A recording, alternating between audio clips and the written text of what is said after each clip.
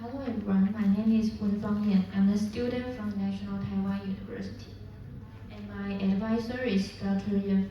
Today, I'm going to talk about my research. And my research topic is performance comparison between classification and object detection approaches in Cucurbitaceae pest disease and disorder identification. And because Cucurbitaceae is hard to pronounce, so in my presentation, I will call it cucurbit.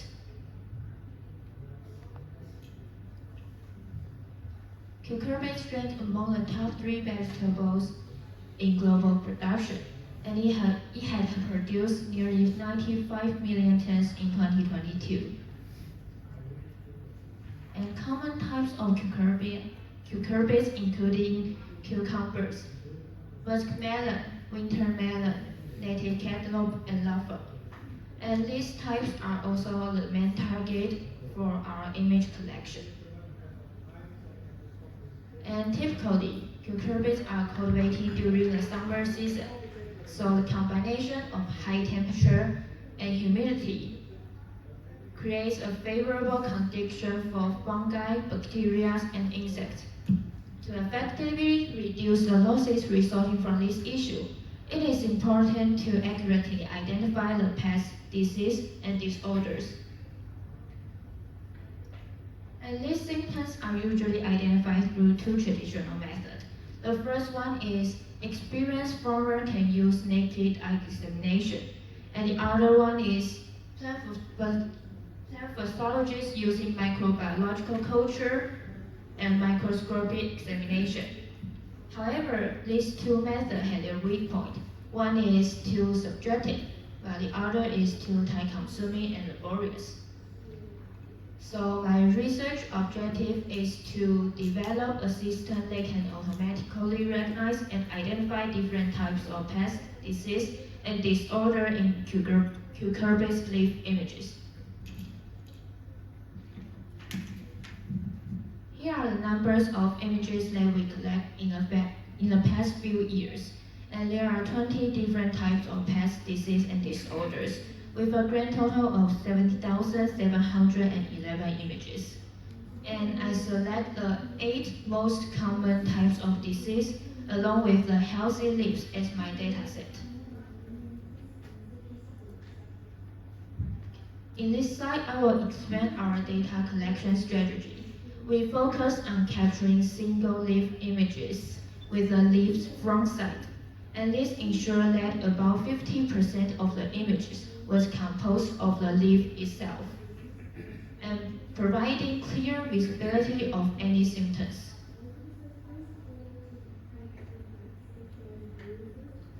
And images such as these 2 examples shows the types of images we include in our dataset.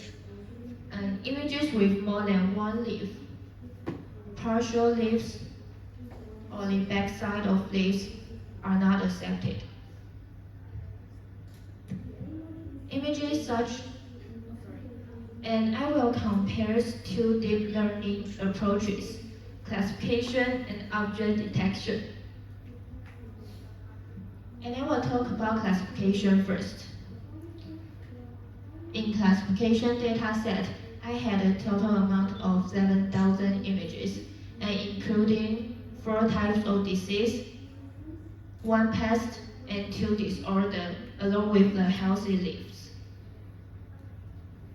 And the model I chose for this research is ResNet.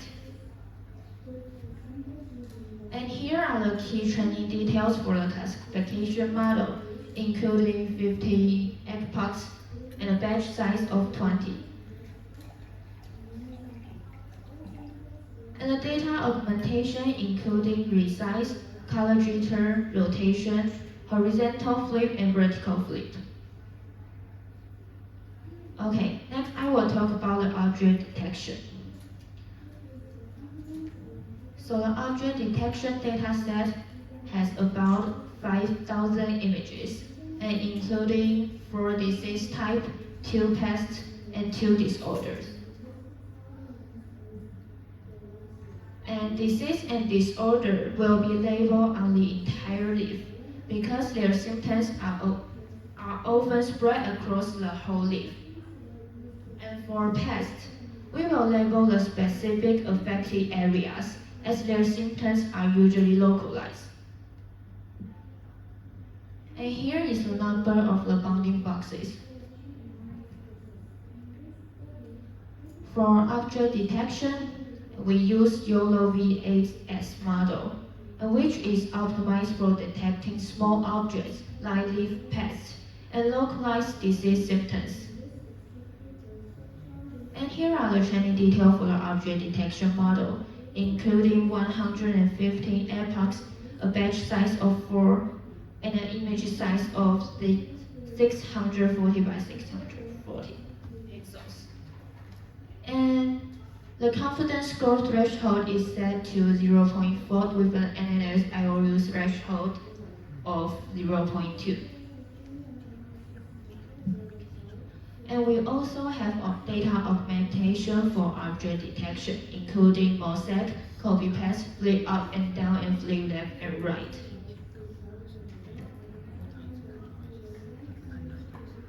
This is the performance of the classification model. The left chart displays accuracy, while the right chart displays loss. And the model I select is the one from the 13th epoch. This is the confusion metric of the classification model. The overall accuracy had reached 98.63%. And however, there are two types that had a lower accuracy, anthracnose and phytotoxicity. And one possible reason could be due to the imbalanced data set. The number of images for these two types is lower compared to others. As a result, they are more frequently classified to other diseases with higher image counts. Okay, and we'll see about this area, including anthracnose, Coryspora blight, downy mildew, and healthy leaves. And they appear very similar at certain stages or under certain conditions. The brightness and the color tone of the images taken could also contribute to this situation. For example, these 6 images are all misclassified by the model, but they seem very similar at these stages. And another situation needs to be concerned is the unsimilar symptoms of phytotoxicity. And these 6 images are all phytotoxicity, but they appear somewhat unsimilar in their appearance. And that's because different types of pesticides or dosage can vary in degrees of harm to plants, and leading to different symptoms. And the results for now were all obtained using a classification model. However, a classification model had a main limitation, is that it can only identify a single disease symptoms. When a leaf shows 2 or more symptoms at the same time, relying on classification may not be sufficient for accurate identification.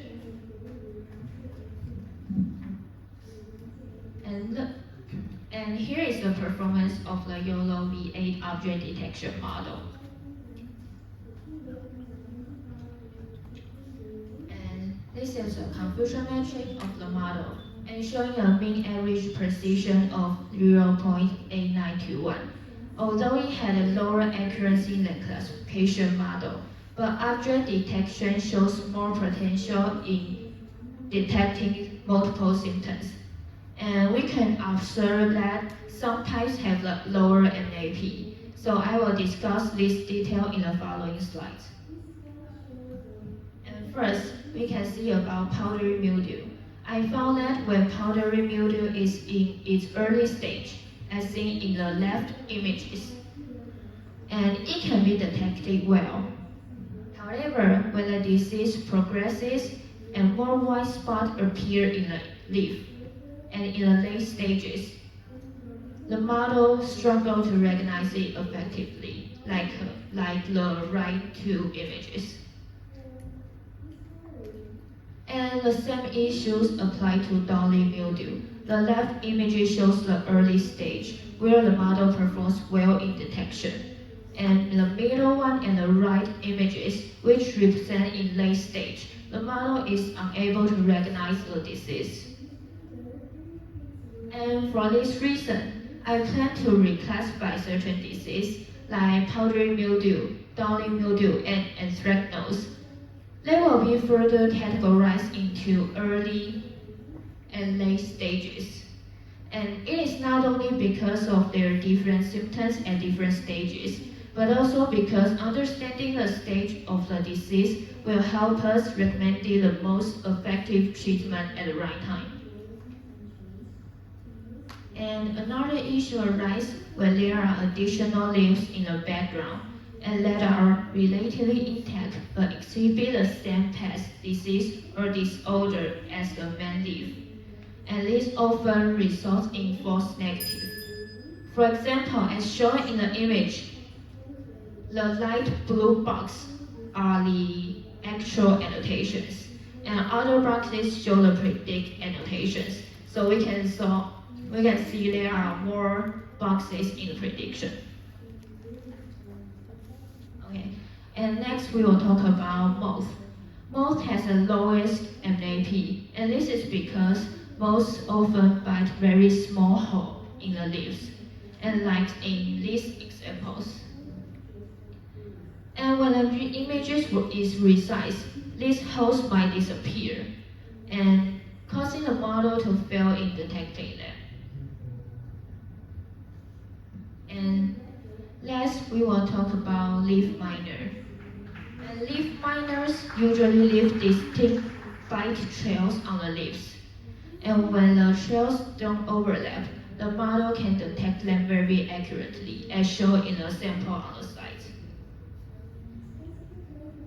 But however, when the bite marks are complex and heavily overlap, and even during annotations, I'm challenging to define the boundaries, so which leads to inaccuracy in the model's prediction. And that, we plan to connect the model to a line bot, allowing farmers to upload leaf images from their smartphone and receive identification results along with recommended treatment method. And thank you for your listening. Thank you for your presentation. So do you have any questions? I have any questions. Yeah. So for me, so I want to know the score of when you apply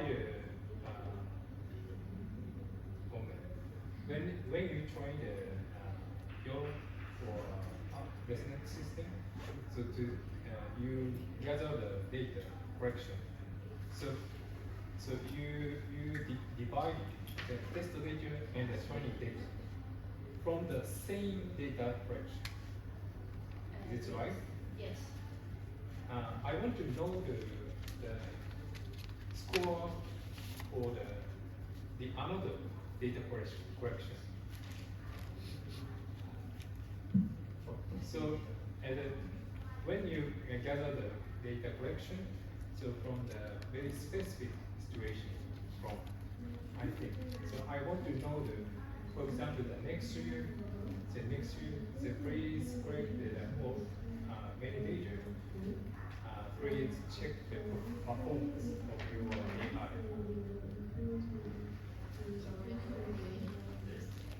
So it's usually using the same data collection. So many researchers divided into the test data, the training data, but from the same data collection. So I think we cannot check the actual performance, true performance, to recognize the actual scene. Do you mean when I use this model to really in the field? So I think as I want to know the score for the next year's data collection.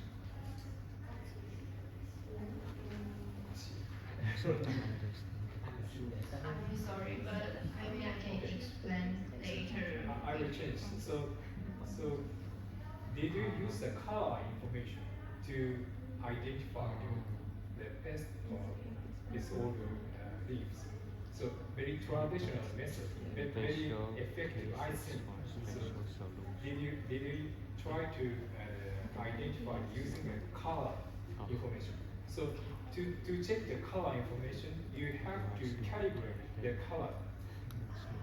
So did you have you tried to check the color information?